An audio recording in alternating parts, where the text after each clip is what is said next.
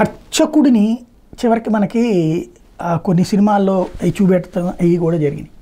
గతంలో మనం పూజలు చేసేటటువంటి అర్చక స్వాములు అంటే మనం విగ్రహాలకి ఏవైతే దేవతామూర్తులకి పూజలు చేస్తామో ఆ దేవతామూర్తుల సంరక్షణ కోసం గతంలో ఈ దేశం మీద దండయాత్రలు చేసినటువంటి రాజులకి తమ తలలు అర్పించిన వాళ్ళు ఉన్నారు.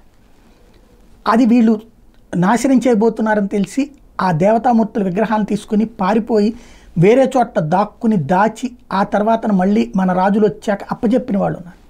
కాశీ, అయోధ్య ఇట్లాంటి చోట్ల అనేక అట్లాంటి సంఘటనలు చోటు చేసుకుని ఇప్పుడు అలా ప్రయత్నించినటువంటి ఒక అర్చకుడిని వెతికి అంటే ఒక హిందువుతోనే ఫోన్ చేయించి ఎక్కడున్నాడో తెలుసుకుని వెతికి ఆ విగ్రహాన్ని ధ్వంసం చేసి ముక్కలు ఎన్ని ముక్కలో కూడా లెక్కలు కట్టడానికి వీల్లేనంత హింస జరిగింది.